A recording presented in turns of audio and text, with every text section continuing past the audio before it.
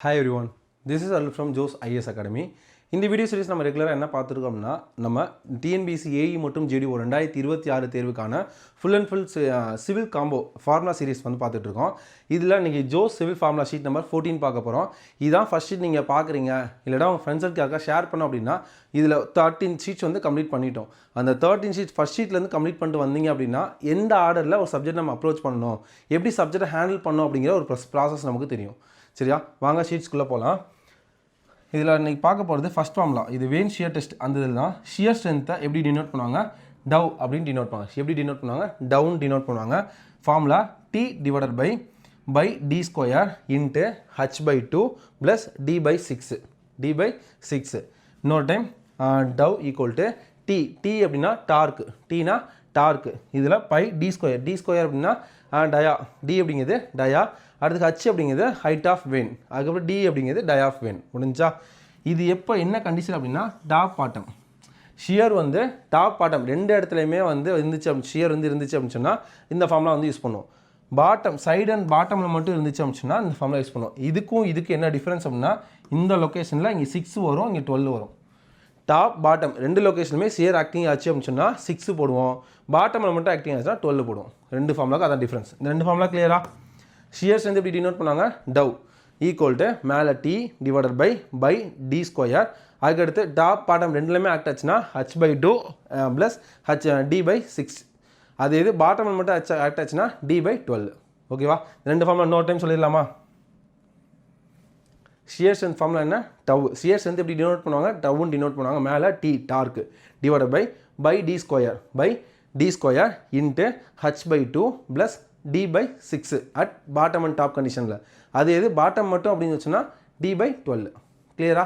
இதில் டி அப்படிங்கிறது டார்க்கு, டிங்கிறது டை ஆஃப் வேனு, ஹச் அப்படிங்கிறது நமக்கு ஹைட் ஆஃப் வேன். முடிஞ்சா? Third formula unconfined compressive strength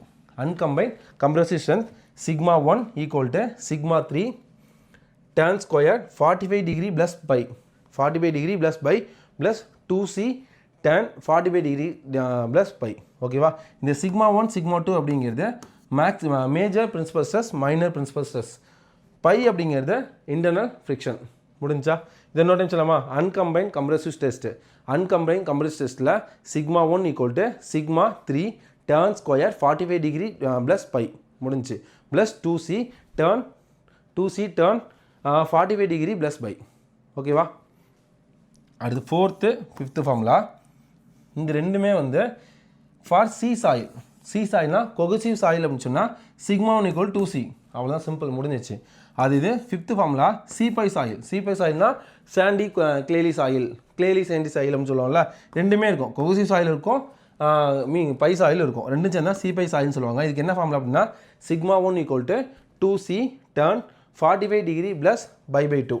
45 degree plus பை/2. இந்த ரெண்டு ஃபார்முலா மட்டும் சொல்லலாமா? கொகசிவ் சாயில் அப்படின்னா சி சாயில் அப்படின்னா σ1 ஈக்குவல் டு 2c. அதே C5 சாயில் அப்படின்னா σ1 equal to 2c tan 45 degree plus பை/2.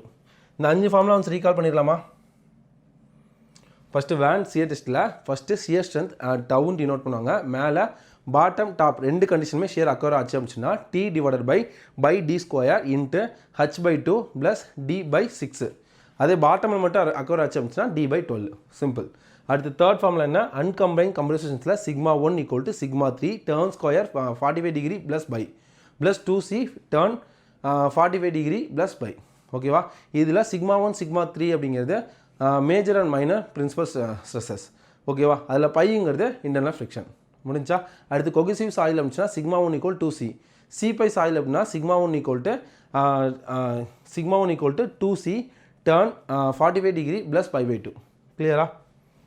அதுக்கடுத்து sixth formula shear stress tau equal to QU/2 for cohesive soil. இதுவுமே ஞாபகம் வச்சுக்கோங்க, இது நிறைய இடத்துல யூஸ் பண்ணுவோம். சிம்பிளாக என்ன கொடுப்பாங்கன்னா ஷியர் ஸ்ட்ரென்த் வந்து கம்ப்ரசிவ் ஸ்ட்ரென்த் வந்து QU ஈக்குவல் டு எவ்வளோ கிலோநியூட்டன் அப்படின்னு கொடுத்துருவாங்க.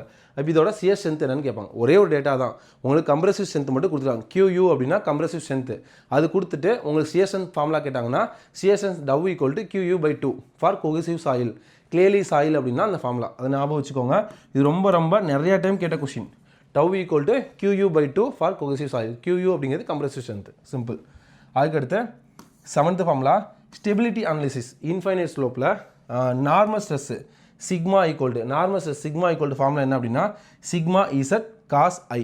சிக்மா இசட் காஸ் டீட்டா போடலாம், இல்லாட்ட காஸ் ஐ போடலாம், சிம்பிள் தான். இல்லை சிக்மா அப்படிங்கிறது நார்மலாக வந்து எப்படி இருப்பாங்க, unit weight into Z, unit weight அப்படிங்கிறது unit weight of soil, Z அப்படிங்கிறது எவ்வளோ டெப்த்துக்கு ஆக்டாக இருக்குது, அவ்வளோதான். காஸ் ஐ அப்படிங்கிறது ஐனா என்ன டீட்டான்னு எடுத்துக்கலாம், டீட்டா அப்படிங்கிறது எவ்வளோ ஆங்கிள்ஸ் வந்து இருக்குது, அவ்வளோதான். இதை கூட நீங்கள் ஞாபகம் வச்சுக்கோங்க, இது இல்லாட்டினா கூட இதை கூட ஞாபகம் வச்சுக்கோங்க. இது என்ன அப்படின்னு சொன்னால் normal stress sigma equal to sigma Z காசை, சிக்மா இசட் காசை அப்படின்னு கொடுத்துருக்காங்க. அதுக்கடுத்து வந்து நார்மல் ஸ்ட்ரெஸ்ன்னு ஃபார்முலானா சிக்மா இசட் வந்து காமா இசட்டு காசை, காமா அப்படிங்கிறது யூனிட் ஆஃப் சாயில், இசட் அப்படிங்கிறது எவ்வளோ டெப்த்துக்கு ஆக்ட் ஆகுது. இது முடிஞ்சா சியர் ஸ்ட்ரென்த் அப்படிங்கிறது டவ்வு, அதே தான் காசுக்கு பதிலாக சைன் வரும், இதில் இங்கே எடுத்தோம் அப்படின்னா சிக்மா இசட் காசை சைனைன்னு போடுவோம், இங்கே வந்து சிக்மா இசட் காசை சைனைன்னு போடுவோம். இந்த ரெண்டு ஃபார்முலா ஞாபகம் வச்சுக்கோங்கப்பா. நார்மல் ஸ்ட்ரெஸ் அப்படின்னு சொன்னால் காமா இசட் காஸ் ஸ்கொயர் ஐ, அதே இது டவ் சியர் ஸ்ட்ரென்த் அப்படின்னு சொன்னால் காமா இசட் காசை சைனை. இங்கே காஸ் ஸ்கொயர் வருதா, இங்கே ரெண்டையும் பிரித்து போடுவோம், காசு சைன் பிரித்து போடுவோம், ஞாபகம் வச்சுக்கோங்க, மறக்காமல் இருக்காக சொல்கிறேன். இது ரெண்டு கிளியரா? நார்மல் ஸ்ட்ரெஸ் சிக்மா ஃபார்முலா என்ன, sigma equal to unit weight into depth, unit weight of soil into depth of soil into cos square i முடிஞ்சு. அதே இது வந்து shear strength tau equal to gamma unit weight of soil into depth of soil into cos i plus sine into sine i, simple. ஓகேவா? அடுத்து submerged slope tau F, submerged slope tau F equal to submerged unit wait, இங்கே unit of soil போட்டோம்ல, இங்கே submerged unit weight into depth of soil cos square i into tan phi, cos square i into tan phi. இன்னொரு time சொல்லலாமா? Submerged slope அப்படின்னு சொன்னால் submerged unit weight into unit of soil length depth of soil Z, அடுத்து cos square i tan phi. மூணு முடிஞ்சா? அடுத்து லாஸ்ட்டாக factor of safety அப்படிங்கிறது tan phi phi tan i, tan phi phi tan i. இந்த formulas மட்டும் இன்னொரு time சொல்லலாமா? இந்த stability analysis of infinite slope, அதில் நார்மல் ஸ்ட்ரெஸ் பார்ப்போம். நார்மல் ஸ்ட்ரெஸ்ஸை சிக்மான்னு டினோட் பண்ணுவாங்க, சியர் ஸ்ட்ரெஸ்ஸை டவ்னு டினோட் பண்ணுவாங்க, சப்மர்ஜ்டு ஸ்லோப் ஸ்ட்ரெஸ்ஸை வந்து டவ் எஃப்னு டினோட் பண்ணுவாங்க. ஃபேக்டர் ஆஃப் சேஃப்டி 4 ஃபார்முலா தான் பார்க்க போகிறோம், கன்ஃபியூஸ் பண்ண வேணாம். நார்மல் ஸ்ட்ரெஸ்னால் sigma unit weight of soil depth of soil into cos square i, சிம்பிளா. அதே மாதிரி டவ்னா சியர் ஸ்ட்ரென்த் தான் டவ் அப்படின்னு வச்சுன்னா unit of soil into depth of soil into cos i into sine i, simple. அதுக்கடுத்து தேர்ட் ஃபார்முலா என்ன பார்த்தோம், submerged slope tau F equal to the submerged unit weight and depth of soil, அதுக்கப்புறம் வந்து cos square i into tan phi, factor of safety tan phi divide by tan i. முடிஞ்சா? இந்த 10 formula வந்து revise பண்ணிடலாமா? Question சொல்லும் போது answer அப்படியே எழுதி பார்த்துருங்க. இது ஒரு 4 டைம் மேலே சொல்லிட்டோம், அப்படியே எழுதி பார்த்தீங்கன்னா மைண்டில் தெளிவாக இருக்கும். ஓகேவா? ஃபோர்த் ஜோ சிவில் ஃபார்முலா ஷீட் நம்பர் 14, அதில் ஃபஸ்ட்டு ஃபார்முலா வேன் ஷியர் டெஸ்ட்டில் shear strength tau equal to அது பாட்டம் டாப் கண்டிஷன் ரெண்டுலேயுமே ஷியர் அக்கர் ஆச்சு அப்படின்னா டி டிவைட் பை டீனா torque divide by D square into H by 2, அதுக்கப்புறம் என்னது ப்ளஸ் டி பை 6. அதே பாட்டமில் மட்டும் அக்கர் ஆச்சுன்னா லாஸ்ட் வந்து டி பை 12 போகணும், சிம்பிள்.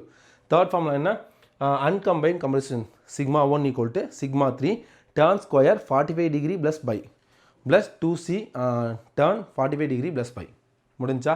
அடுத்து ஃபோர்த் ஃபார்முலா சி சாயில்னா sigma 1 equal 2c, c phi soil அப்படின்னா sigma 1 equal to 2c tan 45 degree plus phi phi 2. அதுக்கடுத்து சிக்ஸ்த்து ஃபார்முலா சியர் ஸ்ட்ரென்த் ரொம்ப ஞாபகம் வச்சுன்னா tau equal to QU by 2, QU அப்படிங்கிறது compressive strength, அது வந்து ஃபார் கோகசிவ் சாயிலுக்கு மட்டும். 7, 8, 9, 10 இந்த 4 formula. Normal strength sigma tau shear strength tau, அதுக்கப்புறம் சப்மர்ஜ்டு ஸ்லோப் இன்ஃபைனைட் ஸ்லோப் வந்து டவ் எஃப், அதுக்கப்புறம் வந்து ஃபேக்டர் ஆஃப் சேஃப்டி. ஓகேவா? இந்த 4 தான் பார்க்க போகிறோம். Normal strength sigma equal to unit weight of solid into depth of solid into cos square I. Second formula shear strength tau equal to unit weight of solid into depth of soil z into sin I cos I. முடிஞ்சா? Third வந்து submerged infinite slope dou f equal to submerged unit weight gamma dash into z depth of soil in z tan square I into cos I. Cos square I into tan pi. Cos square I into tan pi. Last factor of safety tan pi divided by tan I. முடிஞ்சா? இந்த 10 ஃபார்முலாஸும் வந்து எழுதி பார்த்துருங்க. இதெல்லாம் கொஞ்சம் again சொல்ல மைண்டில் நிற்கும். அதனால் கன்ஃபியூஸ்லாம் ஆகும்னா ஸ்டார்டிங் பார்த்த ஃபார்முலாக்கு இந்த ஃபவுண்டேஷன்ஸ்குள்ளே வரும்போது கொஞ்சம் டிஃப்ரெண்ட்டாக தான் இருக்கும். இந்த ஃபார்முலாஸ் எல்லாமே நீங்கள் ஒன்ஸ் எழுதிட்டீங்க அப்படின்னு சொன்னால் இதை வச்சு அதுக்கு அடுத்து கொஷின் செஷன் நம்ம போவோம். இந்த 100 ஷீட்ஸ் முடிஞ்சதுக்கப்புறம் கொஷின் செஷன் போவோம். அதை பார்க்கும்போது இன்னும் உங்களுக்கு தெளிவாகவே புரியும். நெக்ஸ்ட் வீக்கில் வந்து நம்ம ஒரு பிளான் பண்ணியிருக்கோம்பா. என்ன பிளான் அப்படின்னு சொன்னால் ஃபுல் அண்ட் ஃபுல் வந்து லைவ் யூடியூப் டெஸ்ட்டு யாருக்கெல்லாம் யூஸ்ஃபுல் அப்படின்னு சொன்னால் நீங்கள் ஒரு படிச்சுட்டு இருக்கீங்க, ஒரு டாபிக் உங்களுக்கு கொடுத்துருவாங்க. அந்த டாபிக் ஒன்ஸ் கோத்துருவாங்க. இந்த ஃபார்முலா ஷீட் இருக்குல்ல, இப்போ ஃபார்முலா ஷீட் 1, 2 அந்த மாதிரி சொல்லிட்டாங்கன்னு வச்சுக்கோங்களேன். அந்த 1, 2 உள்ள ஃபார்முலாஸ் நீங்கள் பார்த்துட்டு வரணும். அதை பார்த்துட்டு வந்து அதுலேருந்து ஒரு 15 டெஸ்ட்டு, அந்த 15 டெஸ்ட் கொஸ்டின்ஸ் கேட்பாங்க. யூடியூப் லைவில் இருக்கும். அந்த இதை நீங்கள் லைவில் மட்டும்தான் அட்டன் பண்ணுவோம். லைவில் அட்டன் பண்ணிட்டு அது 1 மினிட் உங்களுக்கு டைமிங் ஓடும். அதை அட்டன் பண்ணிட்டு கீழே நீங்கள் கமெண்ட்ஸில் மென்ஷன் பண்ணுற மாதிரி இருக்கும். ஒரு 15 கொஸ்டின். அப்போ நம்ம ஃபார்முலாஸும் படித்த மாதிரி இருக்கும், அது ரிலேட்டட் டெஸ்ட்டும் பார்த்த மாதிரி இருக்கும். அதுக்காக பிளான் பண்ணியிருக்கு. உங்களுக்கு ஓகே அப்படின்னா நீங்கள் கமெண்ட்ஸில் மென்ஷன் பண்ணுங்கள், ஃபர்தராக மூவ் பண்ணலாம். ஆல் த வெரி பெஸ்ட் பா. Thank you so much.